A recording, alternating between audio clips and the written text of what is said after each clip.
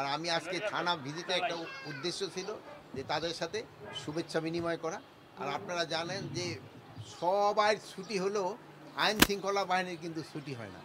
এই জন্য তাদের সাথে দেখা করা এবং তাদের বিভিন্ন খোঁজ খবর নেওয়া এবং তাদের সমস্যাগুলি জানা। পরিদর্শনে কি কি পেলেন থানাগুলোতে? থানাগুলির অবস্থা আগের থেকে অনেক ভালো, কিন্তু এই যেহেতু এইগুলি ভাড়াটিয়া বিল্ডিং, এই জন্য কতগুলি সমস্যা রয়ে গেছে। এই জন্য এগুলিতে যত তাড়াতাড়ি আমরা আমাদের নিজস্ব জায়গায় যদি থানাগুলি করে ফেলতে পারি সবচেয়ে ভালো। আর দেখেন পরিদর্শন আপনারা নিজেই দেখবেন থানায় আসার রাস্তাই নেই, আসারই তো রাস্তা নেই। এই সমস্যাগুলি রয়ে গেছে। এটা যত তাড়াতাড়ি সম্ভব আমরা চেষ্টা করতেছি, যেহেতু আফতাবনগরের একটা জায়গা আছে, আমরা যদি ওখানে একটা তাড়াতাড়ি বিল্ডিং করে নিতে পারি তো থানাটা ওখানে শিফট করলে জনগণের সুবিধা হবে, বাহিনীগুলির সুবিধা।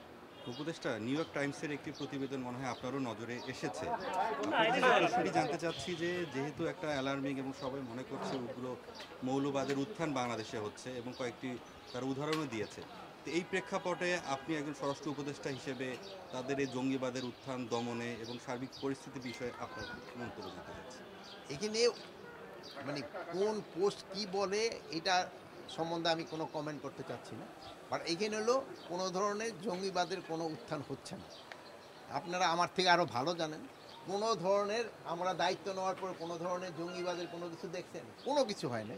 এবং আল্লাহ দিলে আপনারা যদি সবাই সহযোগিতা করেন জনগণ সাথে নিয়ে, আমরা যদি কোনো ধরনের কোনো সমস্যা হয় আমরা সবাই একসাথে মিলে সমাধান করব। আপনি যেটা বলেছেন, কিন্তু তারা যে ঘটনাগুলোর ব্যাখ্যা দিয়েছে এই ঘটনাগুলো তো আমরা ঘটতে দেখেছি, বিশেষ করে তৌহিদি জনতার নামে।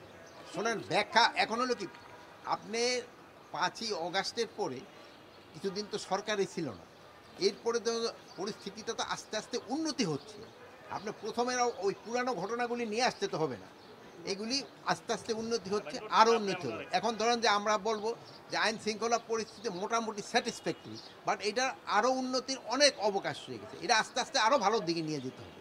এটার জন্য আমরা সবাই মিলে চেষ্টা করবো। আপনারাও চেষ্টা করতেছেন, জনগণও চেষ্টা করতেছে, আমরাও চেষ্টা করতেছি, আমাদের বাহিনীগুলোও চেষ্টা করতেছে। আমরা যদি সবাই একসাথে কাজ করি এটা একদিন ভালো হয়ে যাবে অবশ্যই। জঙ্গিবাদ দমনে আপনার বাহিনীর কি মেসেজ আপনি দিয়ে রেখেছেন?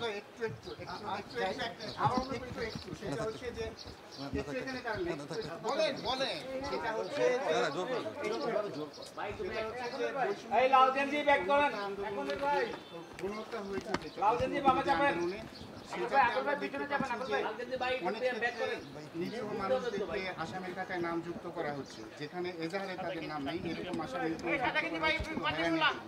না, এটার ক্ষেত্রে আপনি যেই কথাটা বলছেন এটা 100% সত্যি, এটার ভিতরে কোনো ভুল নেই। ইভেন এজাহারে নাম নাই না, এজাহারে অনেকের নাম আছে যারা এই হত্যাকাণ্ডের সাথে জড়িত না, ওই সময় তারা দেশে ছিল না, তাদের নামও দিয়েছে। এটা একটা পার্টিকুলার কিছু সংখ্যক লোক কিছু ধরনের ইন্টারেস্টে কিছু এই কাজটা করছে। এটা যেন না হয় এই জন্য আমরা কিন্তু ইনভেস্টিগেশনটা খুব প্রপারভাবে করতেছি। শুধু থানার ইনভেস্টিগেশন হবে এই জন্য কিন্তু আমরা আইজি লেভেলে আমরা একটা কমিটি করে দিচ্ছি, যেন কোনো রকমে কোনোভাবেই কোনো নিরীহ লোক যেন সাজা না পায়, কোনোভাবেই যেন কোনো রকমের নিরীহ লোক যেন সাজা না পায়। আপনারা বলবেন যে নিরীহ লোকের কোনো ধরনের কোনো রকমের সাজা হবে না, বাট যারা দুষ্কৃতিকারী তারা কিন্তু ছাড় পাবে। Thank you.